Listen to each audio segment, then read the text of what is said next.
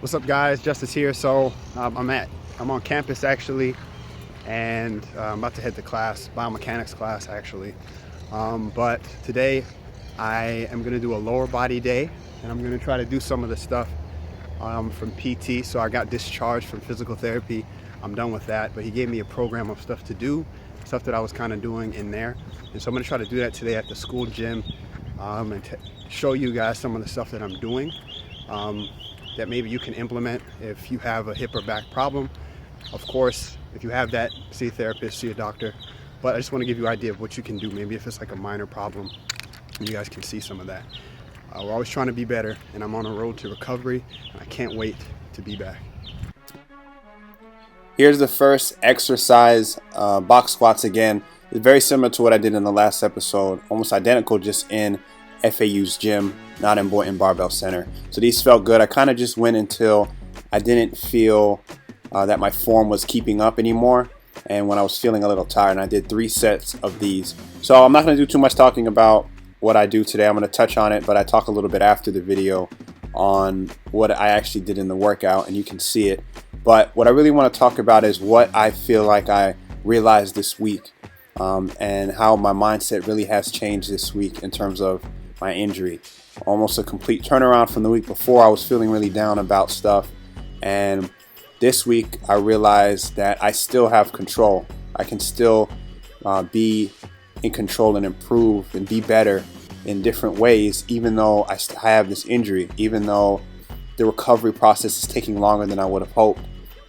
I can't be somebody else. I can't look at how other people are able to deadlift a lot of weight and squat a lot of weight, like sort of like I used to. I've never been super duper strong, but that's not the point. I can't look at how other people are doing what they're doing and compare my progress and what I'm going through to what they're going through, because they're not going through the same thing. And maybe one day they will, and they'll have to deal with the same kind of thing. But I realize I really have to focus on what I am able to do.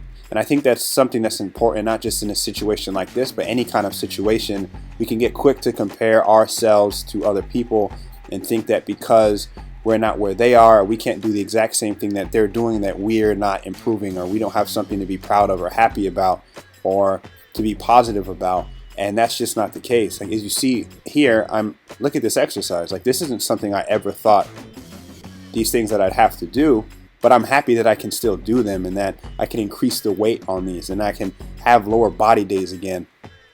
These are hokey pokies. These are lunges. I'm not even using any weight because I'm not even familiar with the exercise enough to use weight. But as the sets went on, even with just exercise, I got better at it, and I'm still able to improve. And so that's really what I'm learning to focus on with injuries. A lot of it is your mindset, and that's really with anything. Anytime you're trying to change something in your life and with your body, it's about your mindset. And if you let that become negative and you start to compare what you're doing now to what somebody else is doing, I mean, you don't really know their story. You don't know what they did to get there. So you're starting off the bat wrong.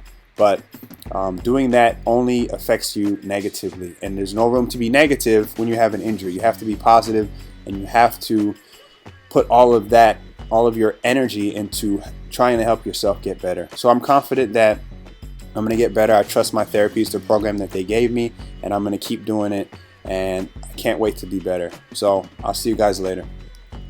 What's up, guys? So I just want to give a quick recap of the workout. This is my first time doing all that stuff by myself, and it went pretty well. I feel good.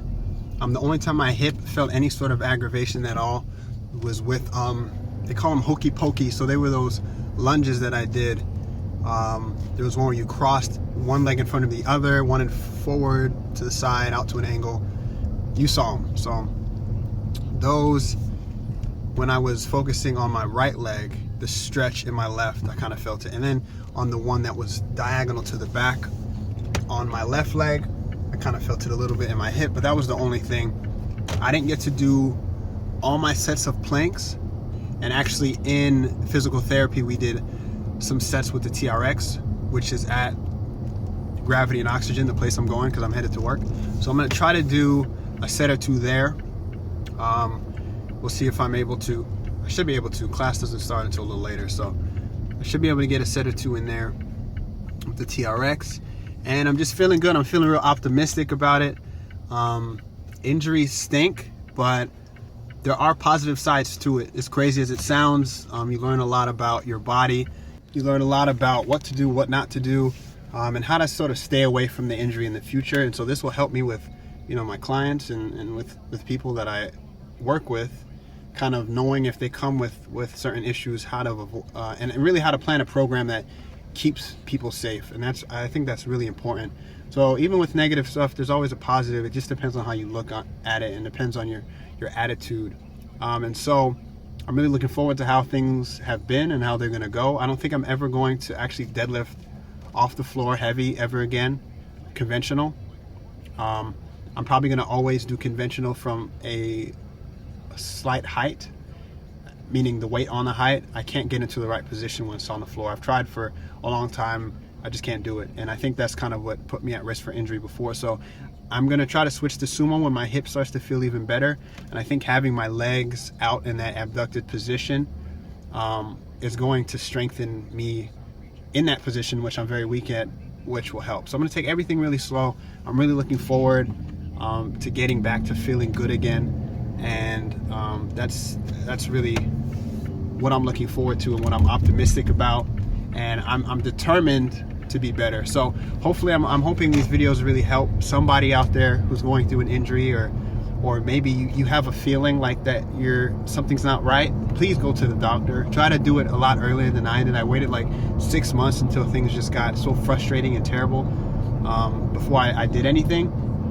If you have something that's not going away, you do not know how to fix it yourself. You're not a doctor, you're not a therapist, not an athletic trainer. You don't know how to deal with that stuff. Go to somebody and get it fixed before it gets worse, and you'll be able to come back stronger, and you'll be able to move on. Losing a little bit of gym time really doesn't matter that much, but losing like 6, 7, 8 months like me, yeah, that kind of does matter. So I could have avoided it had I been a little smarter from the start, but you live, you learn, and hopefully you guys can learn without living through it. And hopefully my mindset about it is like you guys can learn from that too.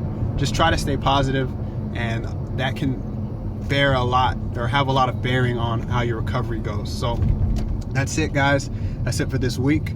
Much of the same next week. I'll probably try to do 3 rehab leg days a week, really kick this thing into gear and get back to being 100%. So thank you for watching. I'll see you guys in the next video.